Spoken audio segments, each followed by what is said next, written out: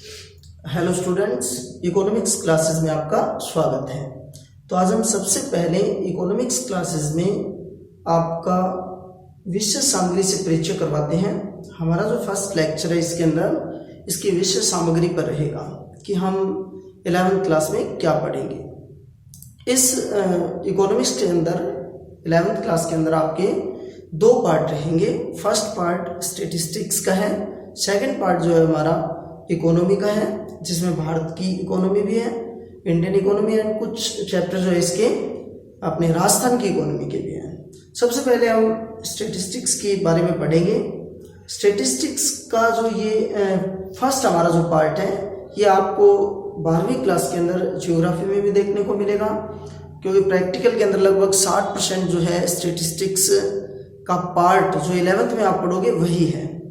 Mathematics में कुछ topic मिलते हैं स्टैटिस्टिक्स के और अपने मैथमेटिक्स के, जैसे इसके अंदर प्रक्षेपण, अपकिरण जो है और सहसंबंध जो है ये टॉपिक आपके मैथमेटिक्स के अंदर भी मिलेंगे।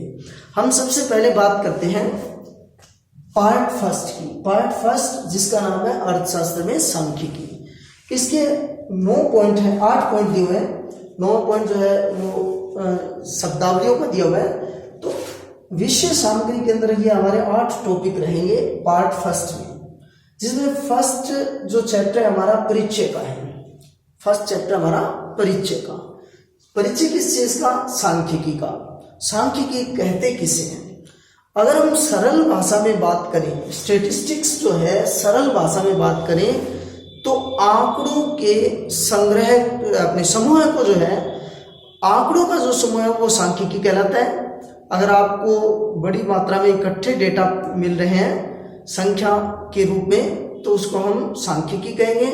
लेकिन ये कोई जरूरी नहीं होता कि हमेशा संख्या जो है, संख्याओं का समूह जो है वो आंकड़े हैं, लेकिन हमेशा संख्या ही स्टैटिस्टिक्स हो ये कोई जरूरी नहीं है। जैसे एक गाय के 4 टांगे हैं या किसी गाय के 4 टांगे हैं, ये कोई आंकड़ा नहीं हुआ, ठीक है ना। अगर हम कहें कि किसी क्षेत्र में कितनी गायें हैं, ये आंकड़ा है, लेकिन ये नहीं आंकड़ा कि उसके 2 कान है, 4 टांगे हैं, संख्या तो है 4, 2, 1। तो इस तरह से जैसे एक मुंह है, इस तरह से संख्या तो है, लेकिन ये समंक नहीं कहलाएंगे, आंकड़े नहीं कहलाएंगे। अगर आप ये कहते हो कि हजारों गायें किसी क्षेत्र में, लाखों गायें हैं, तो ये जो है ये समंक कहलाएगा। तो इस तरह से सांख्यिकी किसे कहते हैं? सांख्यिकी का सामान्य परिचय जो है वो ये है, संख्याओं के समूह को जो है हम सांख्यिकी कहते हैं। संख्याओं के समूह को सांख्यिकी कहते हैं। आंकड़ों के समूह को भी बोल सकते हो। तो इसके अंदर देखो पहले में परिचय है। अब देखो इस सांख्यिकी के अर्थ को जब आप बताओगे 2 रूपों में बता सकते हो। सांख्यिकी जो है उसकी अर्थ को हम 2 रूपों में बता सकते हैं। सांख्यिकी के 2 रूप, एक तो है बहुवचन के रूप में, एक बहुवचन के रूप में और एक वचन के रूप में। अगर हम सांख्यिकी का अर्थ बहुवचन के रूप में बात करते हैं इसकी, तो हम बात कर रहे हैं आंकड़ों की, संख्या की बात कर रहे हैं इसमें। अगर आप स्टैटिस्टिक्स में आंकड़ों का अध्ययन करते हो, अगर आप स्टैटिस्टिक्स में संख्या का अध्ययन करते हो, तो इसका मतलब सांख्यिकी को हम बहुवचन के रूप में अध्ययन कर रहे हैं। अब सांख्यिकी का अध्ययन एक वचन के रूप में कैसे होता है? सांख्यिकी के अध्ययन के अंदर जो विधियां काम में ली जाती है, जिसको सांख्यिकी विधियां कहते हैं, स्टैटिस्टिकल मेथड जो है, सांख्यिकी विधियों का जहां अध्ययन किया जाता है तो उसको हम एक वचन रूप के अंदर इसका अध्ययन कहेंगे। तो सांख्यिकी का बहुवचन के रूप में अध्ययन आंकड़ों का अध्ययन है, संख्याओं का अध्ययन है। और जब आप सांख्यिकी विधियों का अध्ययन करते हो तो इसका मतलब सांख्यिकी का अर्थ ये एक वचन के रूप में है।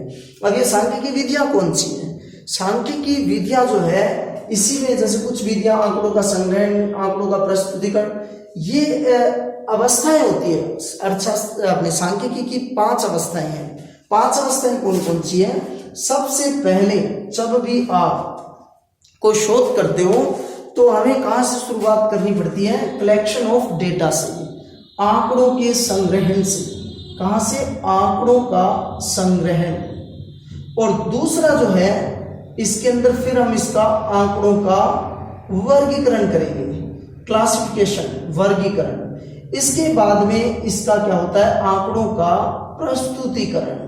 आंकड़ों का प्रस्तुतिकरण हो गया, प्रेजेंटेशन किस तरह से करना है। चौथा पॉइंट, आंकड़ों का विश्लेषण, इसका एनालिसिस करेंगे हम। और इसके बाद में इसका निर्वचन, निर्वचन यानी कि परिणाम क्या प्राप्त हुआ, इंटरप्रिटेशन क्या है इसका, निर्वचन, ठीक है ना, निर्वचन।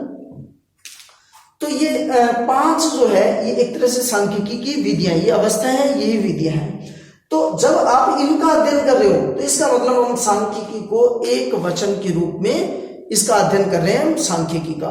अब हम कहाँ इससे इसकी शुरुआत करें, हम देखते हैं आगे कौन से टॉपिक से करते हैं शुरुआत। फिलहाल मैं परिचय बता रहा हूँ। परिचय में सांख्यिकी का अर्थ है, सांख्यिकी का अर्थ सामान्य अर्थ में आप या सरल भाषा में बात करें तो संख्याओं के समूह को, आंकड़ों के समूह को जो है हम क्या कहते हैं, सांख्यिकी कहते हैं। अब देखो आंकड़ों का संग्रहण, यहाँ भी हमने वीडियो में किया, इस वीडियो में पढ़ा भी, आंकड़ों का संग्रहण, कलेक्शन ऑफ डेटा, डेटा जो वो एकत्रित कैसे करेंगे, वो हमारा सेकंड चैप्टर है। सेकंड चैप्टर में क्या दिया हुआ है, आंकड़ों का कलेक्शन कैसे किया जाए। जब हम कोई शोध करते हैं, आपको समंक चाहिए, वो कहां से मिलेंगे, इसके 2 सोर्सेज होते हैं। पहला सोर्सेज इसका प्राइमरी है, यानी कि प्राथमिक समंक, जैसा इसके नाम से स्पष्ट है, प्राथमिक, ये मौलिक है। ये डेटा क्या होते हैं, मौलिक। मुझे कोई रिसर्च करना है, उस रिसर्च के अनुरूप मैंने स्वयं ने या मैंने किसी मेरे कर्मचारियों के द्वारा आगे वो किसी व्यक्ति को काम दे दिया, हमने जो है वो डेटा जो है घर घर जाकर एकत्रित किए। उस समस्या से संबंधित एक तरीका इसका कुछ भी हो सकता है, प्रश्नावली बनाकर, क्वेश्चनेयर भी हो सकता है, अनुसूची हो सकती है, टेबुलेशन जो है उसके माध्यम से भी हम कर सकते हैं, सारणियन मतलब। तो ये सारणियन है, अनुसूची है, प्रश्नावली है, या मौखिक क्वेश्चन पूछ सकते हो आप, अप्रत्यक्ष मौखिक क्वेश्चन भी पूछ सकते हो। ये अलग अलग तरीके होते हैं डेटा एकत्रित करने के। जैसे प्रत्यक्ष, जाके सीधा मैंने क्वेश्चन पूछा और डेटा जो है उसको कलेक्ट कर लिया, तो ये मौखिक, प्रत्यक्ष रूप से मौखिक संग्रहण हो गया, प्राथमिक समंक के अंतर्गत डेटा एकत्रित करने का। दूसरा तरीका मौखिक है लेकिन अप्रत्यक्ष है। मैं किसी मिल मालिक के पास गया, मजदूरों पर मुझे सर्वे करना है, मैंने मजदूरों से क्वेश्चन नहीं पूछकर मिल मालिक से, वहां ऑफिस के अंदर जो है जो कर्मचारी बैठा है उससे सीधे क्वेश्चन पूछ लिए, मजदूरों की जो समस्या है उनसे संबंधित। तो ये तरीका तो मौखिक है लेकिन ये इनडायरेक्ट है, क्योंकि जिस व्यक्ति से संबंधित समस्या थी, जिससे संबंधित हम डेटा एकत्रित कर रहे हैं, हमने उससे क्वेश्चन नहीं पूछा, हमने क्वेश्चन जो है इनडायरेक्ट किसी दूसरे से पूछा। तो ये भी तरीका हो सकता है। हम प्रश्नावली में कोई 8-10 क्वेश्चन होते हैं, वो परफॉर्मा जो है वो या तो डाक के माध्यम से या सीधा पहुंचा सकते हो प्रत्यक्ष रूप से, उस व्यक्ति को दे दिया, वो उसको फिलअप करके दे देगा। तो इस तरह से जो है प्रश्नावली जो है उसके अंदर कोई 8-10 क्वेश्चन होते हैं, उसके जवाब वो लिखित रूप के अंदर जो सूचना देने वाला है वो देता है। तो ये भी एक डेटा एकत्रित करने का तरीका है। आपने जो अनुसूचियां होती है, अनुसूचियां सारणियन जो होती है, सारणियन टेबुलेशन जो है, अनुसूची में क्या होता है कि उसी तरह से क्वेश्चन होते हैं जैसे कि प्रश्नावली में होते हैं, लेकिन इनमें एक मौलिक मुख्य अंतर क्या होता है, प्रश्नावली और अनुसूची में मुख्य अंतर यह है कि प्रश्नावली में उसमें जो डेटा फिल करेगा वो सूचना देने वाला करेगा, सूचना देने वाला उसमें फिल करता है। लेकिन अनुसूची के अंदर, अनुसूची जो है उसके अंदर डेटा जो फिल करने का कार्य होगा वो जो डेटा संग्रहित कर रहा है वो करेगा, यानी कि सूचना देने वाला नहीं, सूचना देने वाला सिर्फ जवाब दे रहा है, उसको जो सूचना ले रहा है उसको वो फिल करेगा। बाकी इसके प्रारूप में भी अंतर होता है। अनुसूची जो है उसमें क्वेश्चन बहुत ज्यादा हो सकते हैं, आगे क्वेश्चनों में भी आगे विभाग बहुत ज्यादा हो सकते हैं। तो एक अनुसूची जो है वो टिपिकल होती है, इसलिए सूचना देने वाले से नहीं भरवाई जाती, वो जो सूचना ग्रहण कर रहा है वही उसको फिल करता है। तो ये तरीके हैं प्राथमिक सोर्सेस के, वे डेटा कैसे एकत्रित करें। तो मैंने अभी आपको बताया कि आंकड़ों का संग्रहण जो है वो 2 तरह से होगा।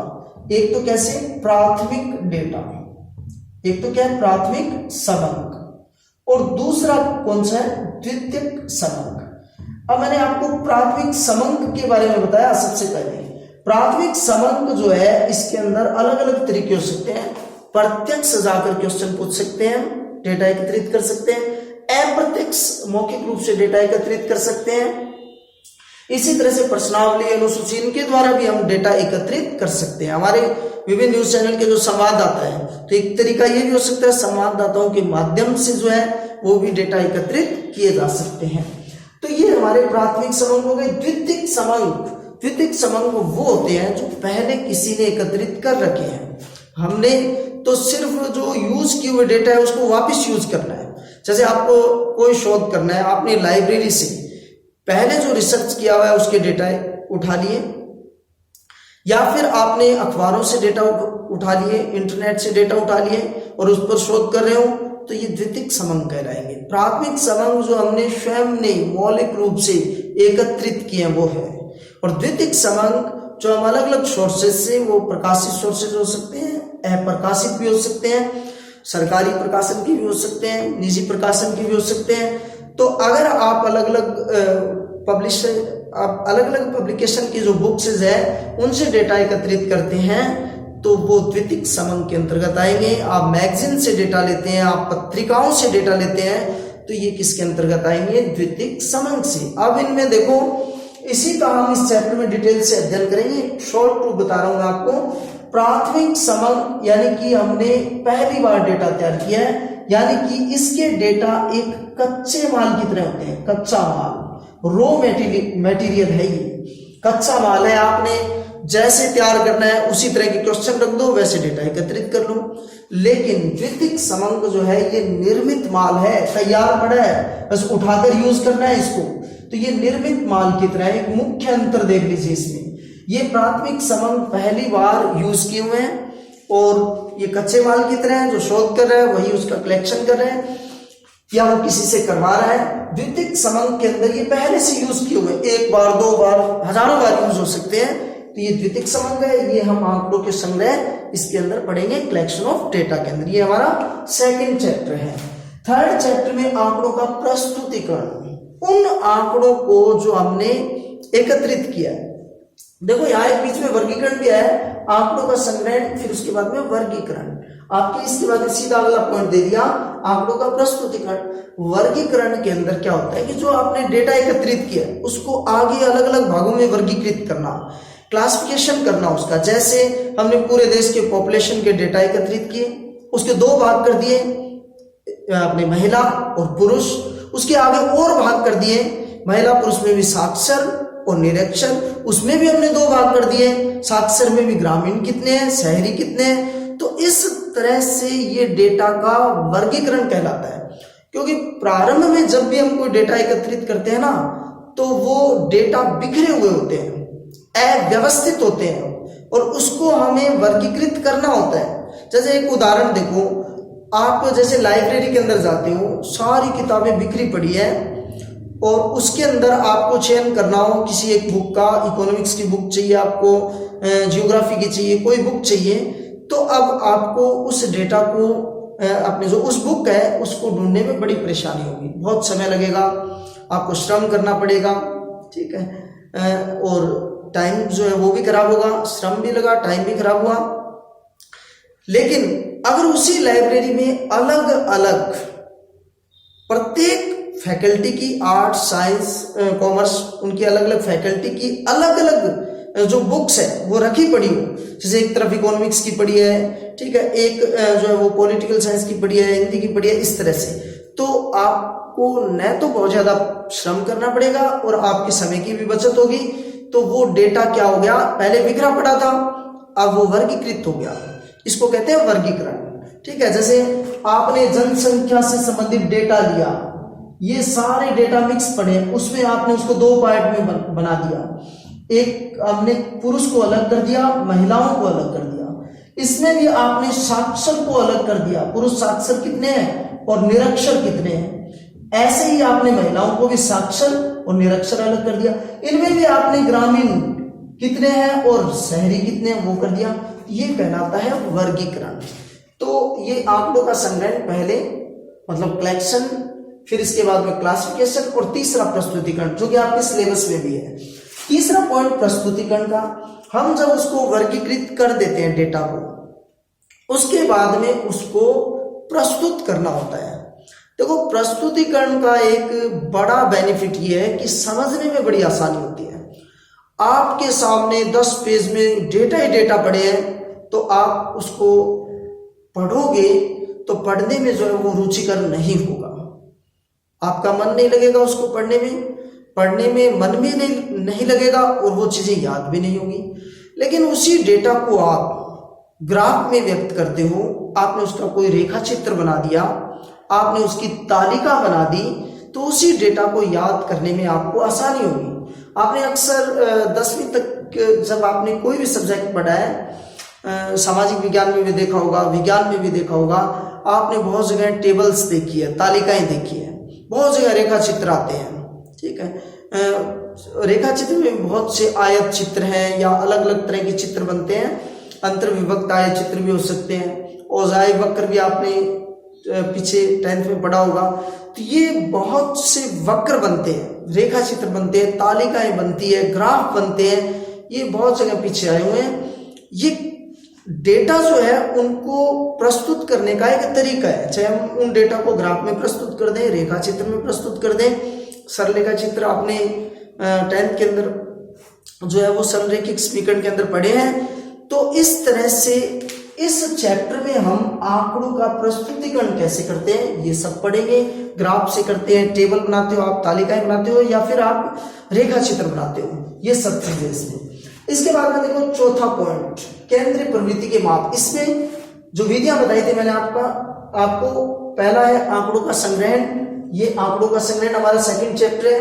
अर्थशास्त्र सांख्यिकी की ये विधियां हैं, जिसमें से पहली विधि आपको सिलेबस में दी हुई है, ये दूसरी नहीं है। तीसरी जो है, हालांकि इसकी कहीं इसी में थोड़ी व्याख्या आ जाएगी, दूसरी विधि नहीं है, तीसरी विधि आपको यहाँ सिलेबस में दी हुई है, आंकड़ों का प्रस्तुतिकरण।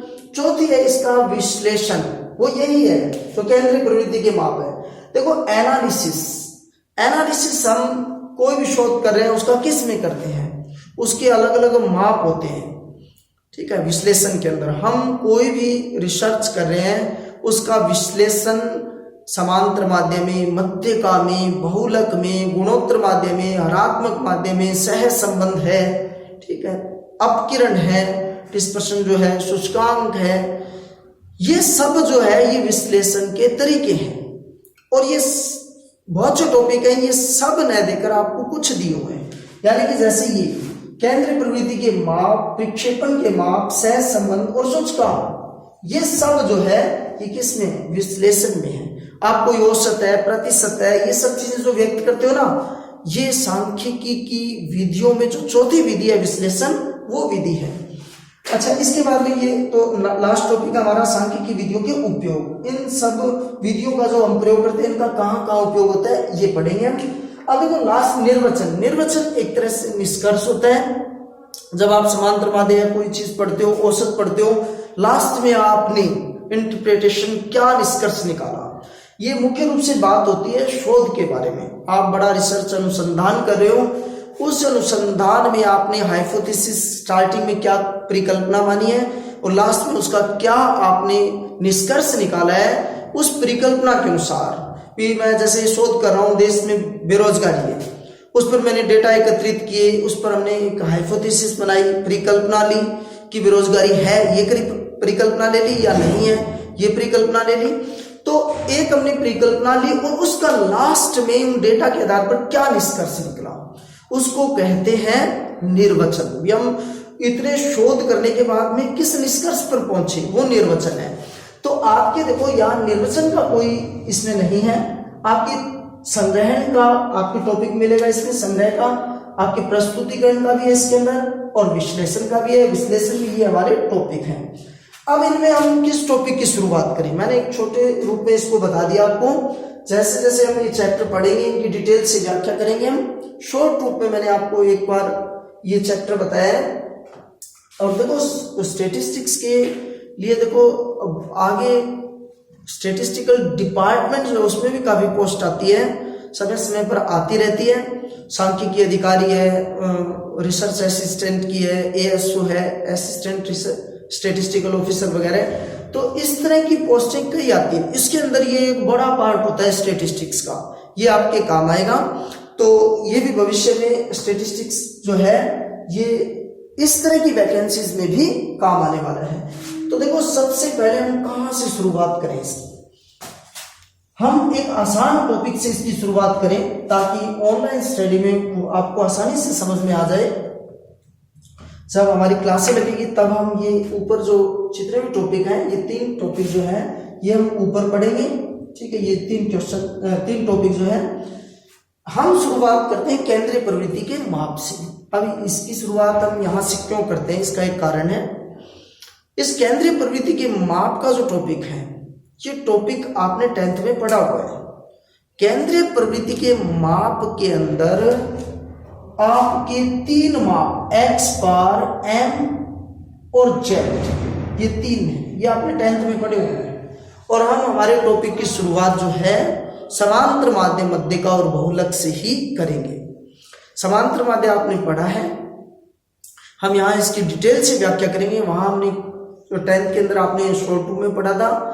अच्छा, इसके बाद में मध्यिका की जितनी रीतियां हैं वो हम पढ़ेंगे, अलग अलग श्रेणियों के अंदर पढ़ेंगे हम। और बहुलक की हम जो 2 रीतियां उनका अध्ययन करेंगे। समांतर माध्य की कई रीतियां उनका अध्ययन करेंगे। ये टॉपिक हम शुरुआत करेंगे क्योंकि ये टॉपिक आपने 10th में पढ़ा है और ये आसानी से आपको समझ में आ जाएगा एक बार टॉपिक करते ही। और ये नेक्स्ट वीडियो के अंदर हम हमारा जो फर्स्ट चैप्टर सिलेबस की शुरुआत करेंगे केंद्रीय प्रवृत्ति के माप की। और केंद्रीय प्रवृत्ति क्या चीज होती है ये भी हम उस चैप्टर में उसके बारे में जो है आपको डिस्कस करेंगे, आपके साथ डिस्कस करेंगे। इसमें केंद्रीय प्रवृत्ति किसे कहते हैं, ठीक है। वैसे ये एक पूरी श्रेणी जो है उसके सेंटर की प्रवृत्ति को व्यक्त करती है, सेंट्रल टेंडेंसी। ये जितने भी माध्य हैं, समांतर माध्य हो, मध्यिका, बहुलक, हरात्मक माध्य या फिर गुणोत्तर माध्य, ये सब पूरी समग्र श्रेणी के केंद्र की प्रवृत्ति को व्यक्त करते हैं। और सबसे जो सेंटर को व्यक्त करता है वो वैसे तो मध्यिका है, एकदम सेंटर को यही व्यक्त करता है मध्य का अंक, ये मध्यिका होती है। तो इसके बारे में हम अध्ययन करेंगे नेक्स्ट वीडियो के अंदर और फिर हम ये आगे टॉपिक पढ़ेंगे। तो हम मिलते हैं नेक्स्ट वीडियो में। धन्यवाद।